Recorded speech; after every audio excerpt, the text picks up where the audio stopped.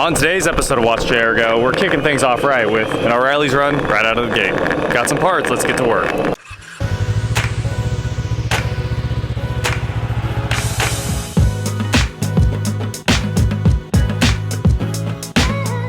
What is going on, guys? I'm Watch JR Go, and today we are back on the 1965 Ford F100 that is suddenly not in here. It's outside because this morning Josh went ahead and busted out the welder and put the O2 bung on the thing. So we've got an O2 bung now. That hole in the manifold is sealed up, and I am back with some Holley parts. This is a 20-41. Amazingly, like, O'Reilly's crushed this. We were expecting to order it or something, and they were like, no, it's in stock, you'll have it in the morning. So mind-blowing, and because it's honestly kind of a rare part for them to even have. So I was mind-blown for sure. This will let us use the kickdown lever, we think. So let's open it up and try to put it on the truck. I love the instructions for this part. Install kickdown extension. Bend down tabs. Well, here's how the kickdown extension is supposed to go on. Let me just drop it. Just goes on right there. There's a little E-clip that holds it, but I don't think that is exactly right.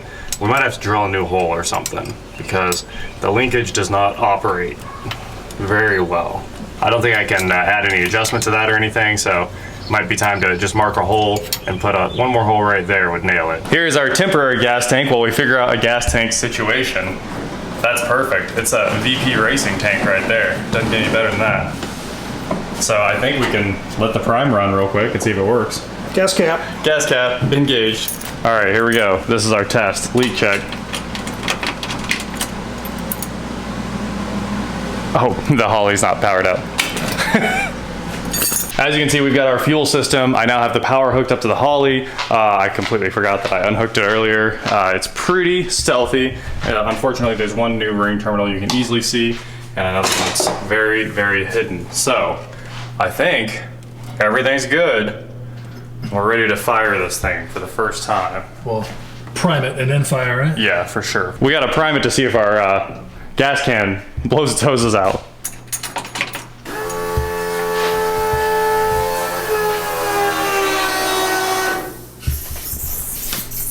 I don't love those sounds. Yeah.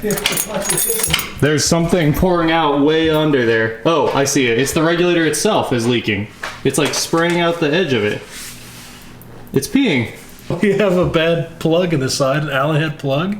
Oh. It would have been a port. Yeah. There's a hole in the center of it. Dead center where the Allen would go. Oh. Great. Well, I guess we get to work on that now. Nothing we did, just a faulty regulator. So here is that Allen we took out. Clearly has a hole in it. Now there's one in it without a hole. Let's see what happens. Maybe the fuel system blows apart. Round two.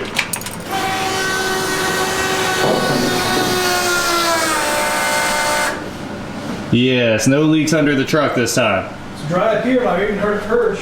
Let's go for this first start. Okay. Okay. The Holley seems happy. The timing is just close. Just close? We'll have to set the base timing of like 10 degrees or whatever. Right. With the timing light? Yeah. Here we go.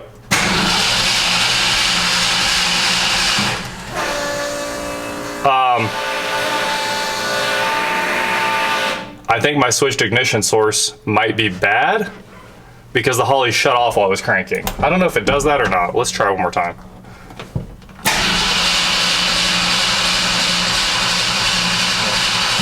Yeah, I'm pretty sure it's shutting down. Same as the rolls. Yeah. All right, I guess We're losing spark while we crank. we got to find something else here. I quickly rewired this. Now we're using the circuit that drives the coil, or powers on the coil, to power the Holley. Not at the coil, of course, at the ignition where it's clean. And we're going to try it now. Hopefully, everything works. Brake, start. That sound like it might be out? Yeah, might be 180 out. Setting up the dual sync was way more complicated than we thought, but we think it's in time now, so we're gonna test again. Last time we got a backfire, so it was definitely out. Ready? Yep. Here we go.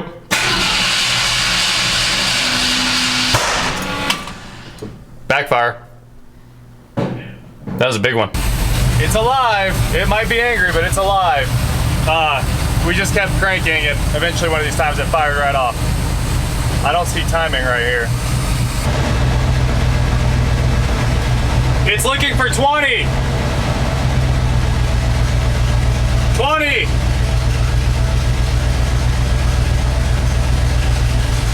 Well, of course, we fired it up, and a couple seconds later I noticed the oil pump dummy light was on, or the oil pressure dummy light was on, and you know, I mean, the old school guys know what happened. The drive for the oil pump off of the distributor fell into the pan, of course, and I figured since we were in here, here's a good look at an engine with sludge, which is something you really don't see anymore. But of course, this is a really old engine with conventional motor oil most of its life. You can see the sludge sitting on the bar there. There's a little bit right there, so you kind of move it around, but there's not much in the pan. This is just the very bottom. See, that's maybe a 16th, 8th of an inch, something like that.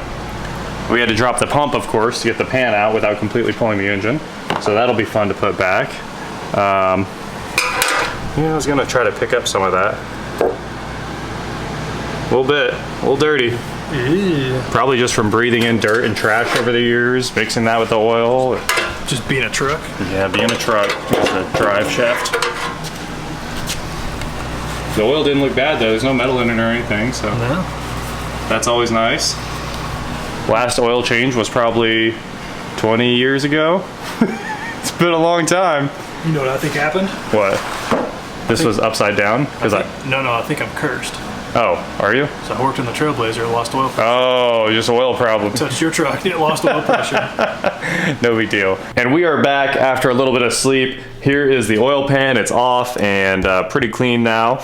There's the pump, and I need to clean that up real fast. And if you guys want to see the rotating assembly on this thing, we'll slide under here real quick. There you go. Looks a lot cleaner than the sludge we saw in the oil pan, and looks like the mating surface just needs cleaned up real quick right there for the oil pump, and we can start putting things back.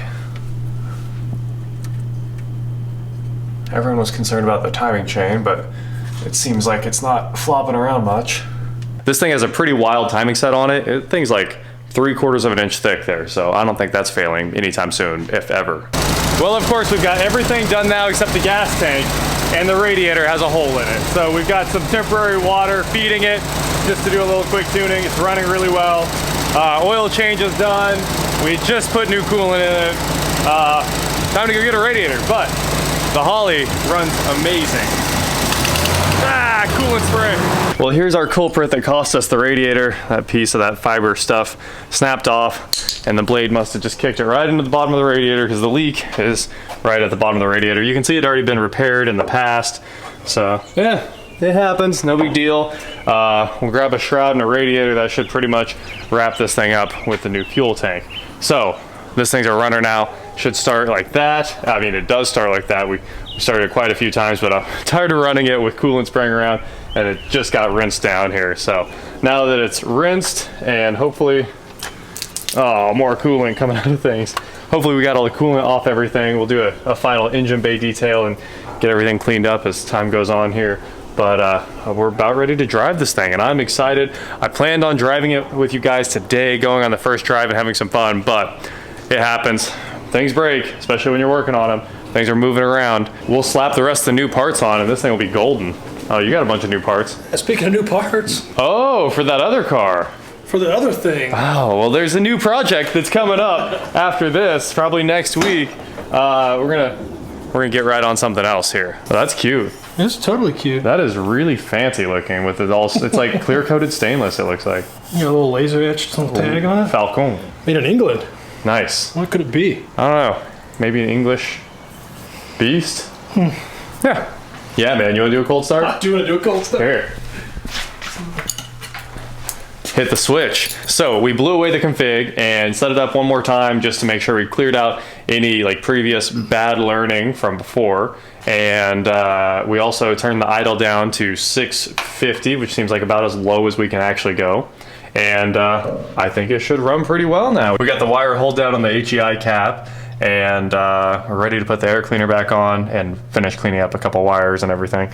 But I think it's basically perfect other than the radiator. And hopefully, if everything works out, we'll get a radiator and a gas tank this weekend. We're trying to get all this stuff figured out. But for the most part, it's ready to go down the road at this point. Let's prove it. Yeah. Cold start. Cold start. Cold start challenge.